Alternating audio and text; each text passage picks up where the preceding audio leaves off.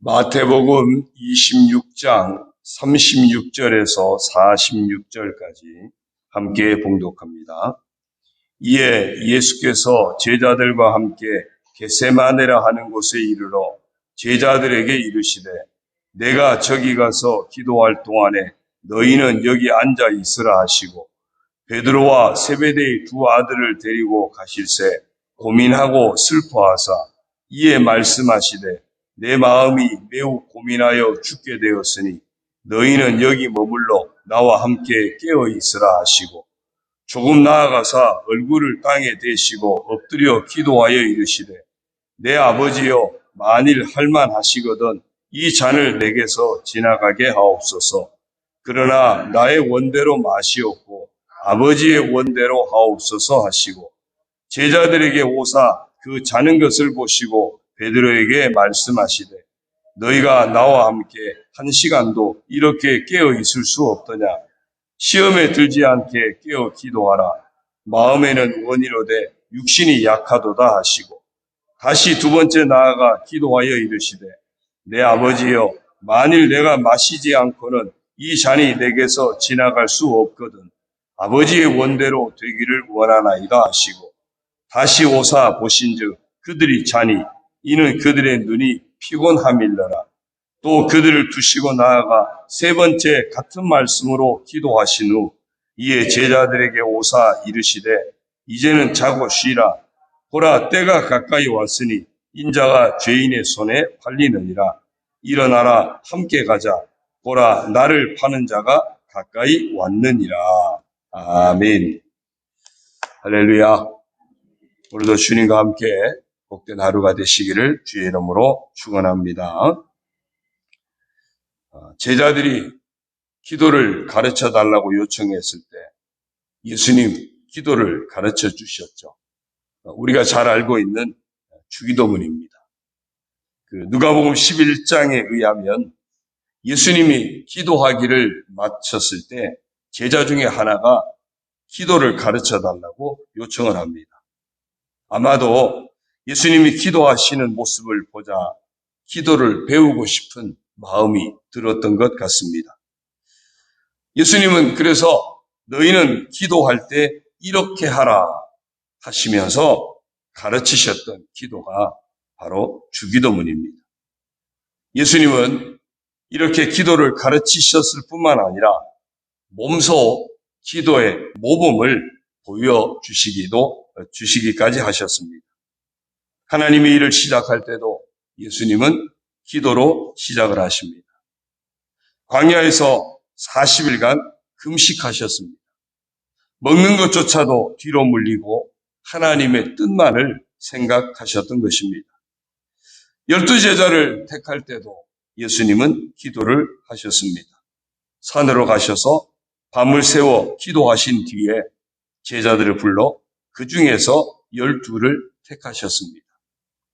제자들을 택할 때 예수님은 이력서나 면접이 아니라 기도를 통해서 선택을 하신 것을 봅니다. 광야에서 5,000명이 넘는 사람들을 배불리 먹인 오병이어의 기적 또한 기도를 통해서 축사하시고 그랬죠. 기도를 통해서 이루십니다.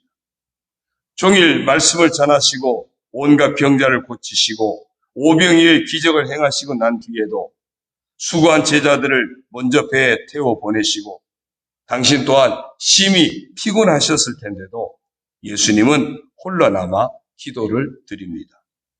무리를 보낸 후에 기도하러 따로 산에 올라가 혼자 계셨습니다. 새벽 아직도 날이 밝기 전에 일어나셔서 한적한 곳으로 가서 기도하기도 하셨습니다. 우리는 왜 귀신을 쫓아내지 못했느냐고 묻는 제자들에게는 기도 외에 다른 것으로는 이런 부류를 쫓아낼 수 없다고 일러주기도 하셨습니다. 기도가 몸에 배인 예수님은 이제 십자가를 앞두고도 기도를 하셨습니다. 그것이 오늘 본문의 내용입니다. 얼마나 마음이 괴로웠는지 못난 제자들에게 나와 함께 깨어 있어 달라고 부탁을 합니다. 여러분 기억하십시오. 우리가 기도를 한다는 것, 그것은 곧 주님과 함께 깨어 있는 것입니다. 기도를 부탁하신 예수님은 홀로 떨어져서 기도를 합니다. 기도는 함께 하기도 합니다. 그러나 또한 주님과 함께 하고 있음에도 역시 기도는 주님과 홀로 독대하는 시간이기도 합니다. 예수님은 얼굴을 땅에 대고 기도를 하십니다. 기도하는 자세, 기도하는 마음이 담기는 것 또한 우리는 기억해야 됩니다. 이 기도하신 이 장소가 기름틀이라고 하는 뜻을 가진 겟세마네 동산입니다. 마치 기름틀에 으깨어져서 기름이 되는 올리브처럼 예수님은 땀이 핏방울같이 되어 땅에 떨어지기까지 기도를 하셨습니다. 아무리 예수님이라도 십자가의 고통을 피하고 싶은 마음이 전혀 없었던 것은 아니었습니다.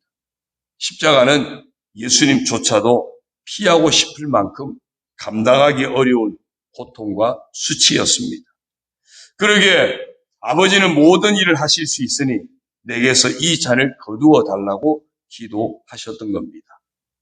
하나님을 아빠 아버지라고 엘리 그러죠. 아빠 아버지라고 부르짖는 그 모습 속에는 하나님을 향한 신뢰나 애정의 모습도 있었겠지만 이 십자가의 고통을 대하는 애절함 또한 전해지기도 합니다.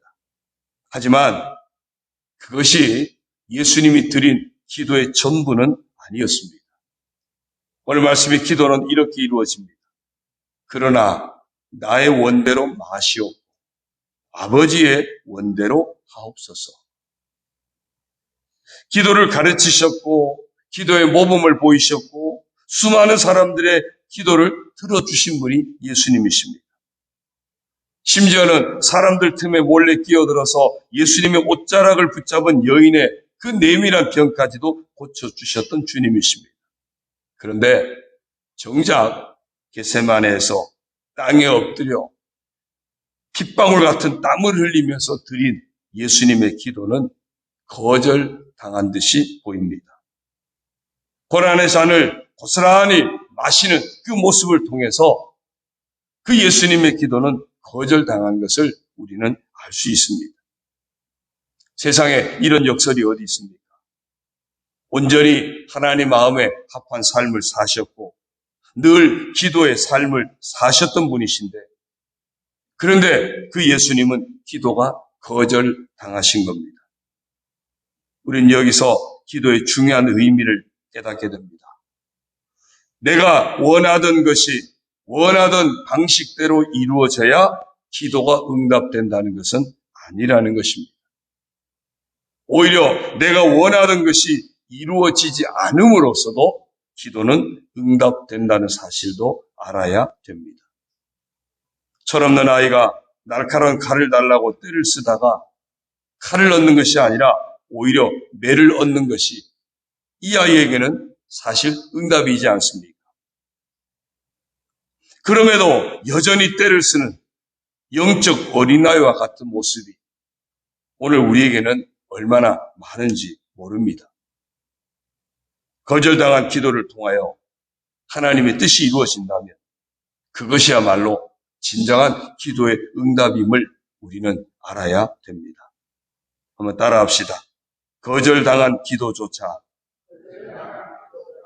기도 응답으로 받게 하소서. 거절당한 기도조차 기도의 응답으로 받게 하소서. 여러분, 이것이 믿음입니다. 이것이 진짜 기도하는 사람의 자세입니다.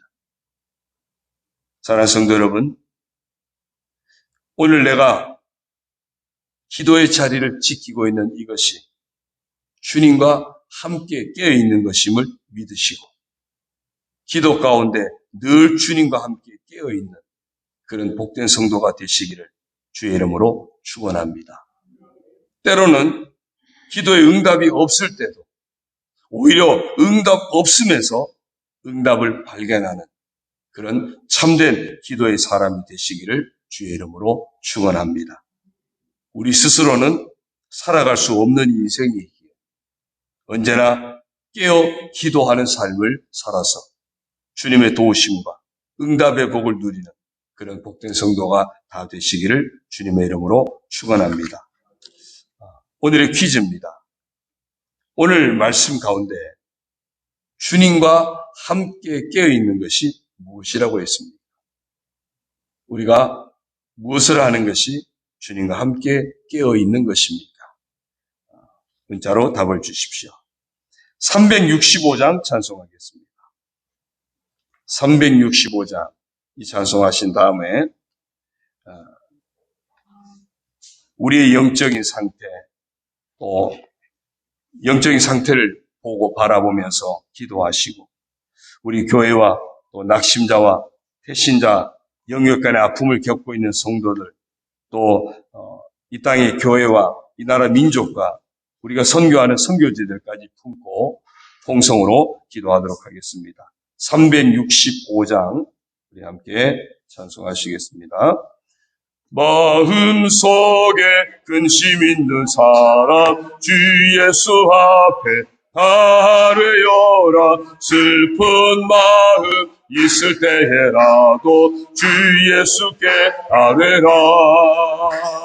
주 예수 앞에 아뢰어라. 주리의 친구리 무엇이나 근심하지 말고 주 예수께 아뢰라. 눈물 나며 깊은 한숨 쉴 때 주 예수 앞에 아뢰어라. 은밀한 죄 내게 있더라도 주 예수께 아뢰라. 주 예수 앞에 아뢰어라. 주리의 친구니 무엇이나 근심하지 말고 주 예수께 아뢰라. 괴로움과 두려움 있을 때 주 예수 앞에 아뢰어라. 내일 일을 염려하지 말고 주 예수께 아뢰라. 주 예수 앞에 아뢰어라. 주리의 친구니 무엇이나 근심하지 말고 주 예수께 아뢰라. 죽음 앞에 겁을 내는 자여 주 예수 앞에 아뢰어라. 하늘나라 바라보는 자여 주 예수께 아뢰라. 주 예수 앞에 아뢰어라. 주리의 친구니 무엇이나 근심하지 말고 주 예수께 아뢰라. 주여 부르시고 통성으로 기도합니다. 주여 할렐루야. 하나님 아버지 감사합니다. 오늘도 저희들을 부르시고 인도하시며 함께 하시니 감사합니다. 아버지 하나님